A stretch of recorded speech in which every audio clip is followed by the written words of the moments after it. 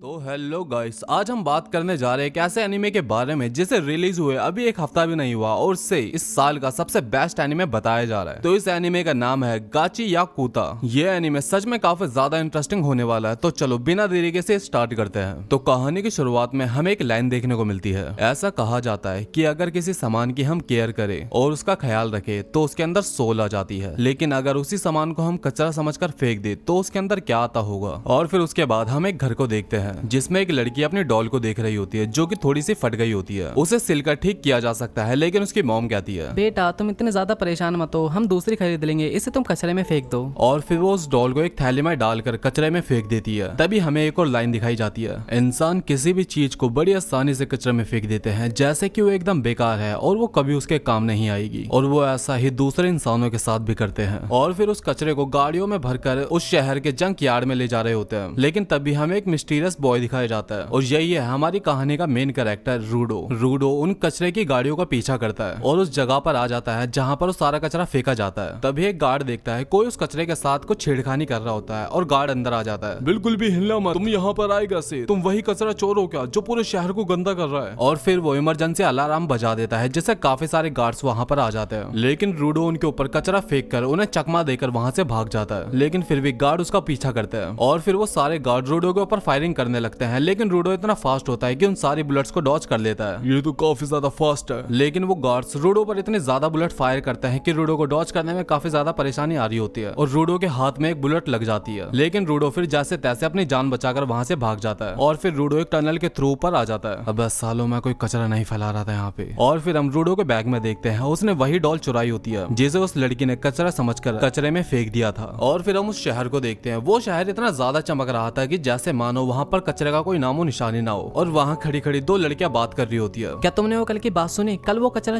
चुराने के लिए दोबारा आया था। और फिर ये लड़कियां वहाँ खड़े एक आदमी को देखकर बात करने लगती है। देखो उसे कितना गंदा लग रहा हो, ये पता नहीं यहाँ क्यों आ जाते हैं, इन्हें शहर में आने की परमिशन ही नहीं देनी चाहिए। और लड़कियों की ये सारी बातें सुनकर वो आदमी वहाँ से चले जाता है। और फिर हमें दिखाया जाता है ये जगह 2 पार्ट में डिवाइडेड है। एक जगह जहाँ पर काफी ज्यादा साफ सफाई है और दूसरी जगह जहाँ पर बहुत गंदगी और झोपड़पट्टियां हैं, जैसे कि अपने मुंबई धारावी में है। वहाँ पर भी अमीर गरीब को लेकर काफी ज्यादा पार्शलिटी की जाती है और वहाँ पर काफी सारे लोग रूडो की कल की हरकत के बारे में बातें कर रहे होते हैं, जहाँ पर लोगों को पता चले जाता है कि कल कोई यहाँ से उस शहर के अंदर गया था कचरा उठाने के लिए। और फिर उसके बाद हम रूडो को देखते हैं जो कि एक लैंप ठीक कर रहा था। और तभी वहाँ पर एक लड़की आ जाती है जिसका नाम चीवा होता है। रूडो, क्या कल तुम दोबारा से वहाँ पर कचरा उठाने के लिए गए थे? तुम जानते हो ना वो अपने ट्रैश मैनेजमेंट को लेकर कितने ज्यादा सीरियस है। अगर वो तुम्हें कैच कर लेते तो तुम्हें पता भी नहीं चलता वो तुम्हारे साथ क्या करते। वैसे तुम वहाँ पर करने क्या गए थे? और रूडो चीवा को बताता है वो अपने कचरे में ऐसे ऐसे चीजें भी फेंक देते हैं जो कि पूरी तरीके से खराब भी नहीं हुई होती है। मैं उन्हें लेकर आकर उनकी थोड़ी सी मरम्मत करके उन्हें बेच देता हूँ, जिससे मुझे थोड़े बहुत पैसे भी मिल जाते हैं। अच्छा, इसका मतलब तुम्हें कचरा पसंद है? नहीं, मैंने ऐसा तो नहीं कहा। और तभी कुछ लड़के आकर चीवा को रूडो से दूर रहने के लिए कहते हैं। अरे कचरा चोर, तू यहाँ पर क्या कर रहा है? अरे चीवा, तुम इसके साथ, अगर तुम इसके साथ रहोगी तो तुम में से भी बदबू आने लगेगी इसकी तरह। और देखो तो इसके ग्लव्स कितने ज्यादा गंदे हो रखे हैं। इसने कभी उस ग्लव्स को निकाल कर अपने हाथों से नहीं धोया। और एक मिनट रुको, ये साला पीछे इनके एसी लगा हुआ है क्या? साला मैं पंखे में रिकॉर्ड कर रहा हूँ, इनके पास एसी लगा पड़ा है। वाह भाई क्या बात है यार। खैर छोड़ो, मैं तो हूँ ही करीब।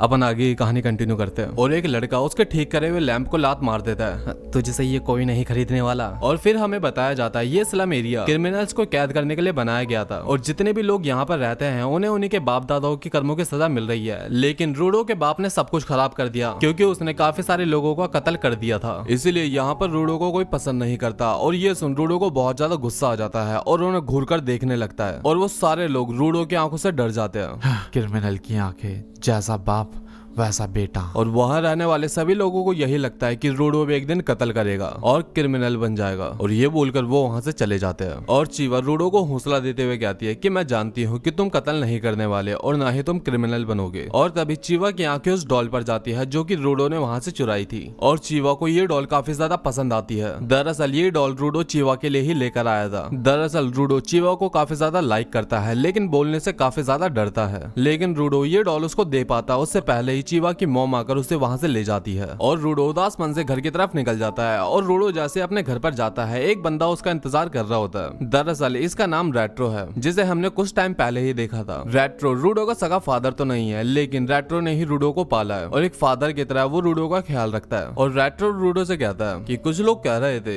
कि कल रात को शहर में कचरा चोरी हुआ और मुझे ये सुनकर यकीन हो गया कि वो काम तुमने ही करा था। और वो रूडो को समझाने लगता है, देखो हम इतने ज्यादा गरीब भी नहीं है कि तुम्हें चोरी करनी पड़े, इसलिए अपनी जान को रिस्क में मत डालो। और रेट्रो कहता है कि ये पैसे कमाने का काम मेरे ऊपर छोड़ दो तुम। और रेट्रो देखता है कि रूडो के हाथ में एक बुलेट लगी हुई है और रेट्रो उसकी पट्टी करने के लिए उसे उसके ग्लव्स उतारने के लिए कहता है। और जैसे ही रूडो अपने ग्लव्स उतारता है हम देखते हैं रूडो के हाथ एक अजीब से कलर के हो रखे होते हैं। और रूडो ने जब से अपना होश संभाला है तब से उसके हाथ ऐसे ही है और इससे रूडो को कई बार काफी ज्यादा पेन भी होता है, लेकिन लोग इस पेन को नहीं समझ पाते। और दर्द से बचाने के लिए रेट्रो ने उसको एक ग्लव्स दिए थे, इससे उसका दर्द काफी ज्यादा कम हो गया। और फिर रेट्रो रूडो के बैग में वही डॉल देख लेता है। वैसे रूडो ये बात बताओ, ये डॉल तुम चीवा के लिए लेकर आए थे ना? अरे यार तुम कब तक अपनी फीलिंग उससे छुपाते रहोगे? जाओ और अपनी फीलिंग्स को बता दो ना। तुम एक काम करना, कल ये डॉल उसे जाकर दे आना और साथ साथ एक पप्पी भी ले आना। और रूडो रेट्रो की ये सारी बातें सुनकर शर्माने लगता है और रेट्रो पर ही चिल्लाने लगता है। लेकिन तभी हम देखते हैं एक मिस्टीरियस बंदा उनकी ये सारी बातें बाहर खड़े होकर सुन रहा होता है। और फिर सुबह रेट्रो रूडो को चीवा के पास जाने से पहले स्माइल करवाने की प्रैक्टिस कर रहा होता है। और अपना रूडो एक ऐसी अजीब गरीब सी स्माइल करता है कि देखो यार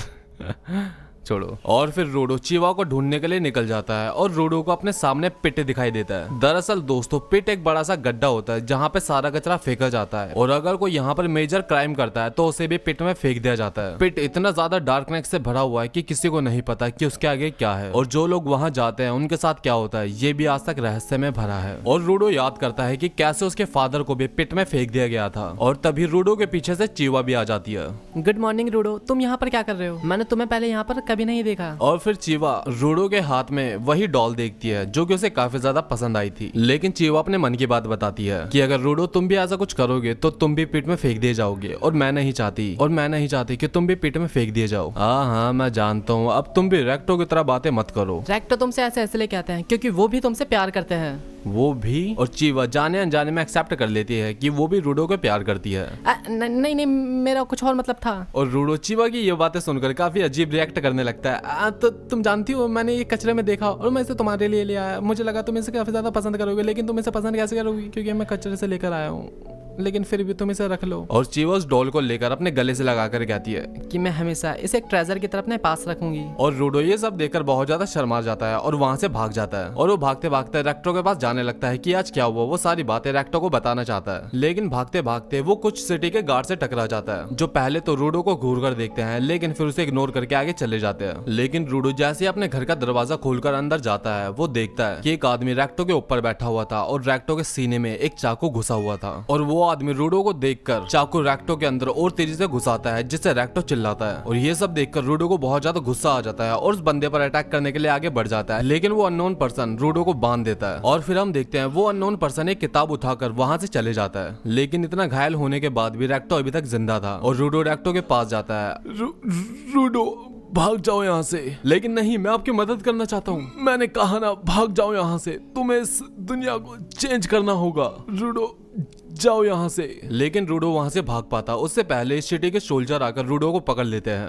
हमने तुझे पकड़ लिया मर्डरर, तूने इसी की जान लिया ना? नहीं, मैं इसकी जान क्यों लूंगा, ये तो मेरी फैमिली की तरह था। रेक्टो अभी तक जिंदा है, उससे पूछ कर देखो। लेकिन रेक्टो ने अपनी जान गंवा दी थी और रूडो अपनी कुछ सफाई में क्या पाता उससे पहले ही उसे दोषी करार कर दिया गया था। और पूरे शहर में ये बात फैल जाती है कि रूडो ने कत्ल कर दिया। लेकिन चीवा इस बात को मानने के लिए तैयार नहीं होती और फिर उसको पिट में ले जाकर लटका दिया गया। और वहाँ पर एक आदमी सबके सामने रूडो की गलतियां बता रहा होता है। इसने ना सिर्फ कचरा चोरी करा है बल्कि इसने किसी की जान भी ली है और इसका एक सेकंड के लिए भी जिंदा रहना हमारी सिटी के लिए काफी ज्यादा खतरनाक हो सकता है और मैं इसे अभी के अभी मौत की सजा सुनाता हूँ। और फिर सारे लोग रूडो को पिट में फेंकने के लिए नारे लगाने लगते हैं। पिट में फेंक दो यार, पिट में फेंक दो इसे, पिट में फेंक दो, फेंक दो, फेंक दो। यहाँ पर आखिरकार चल क्या रहा है? क्या ये सच में होने जा रहा है?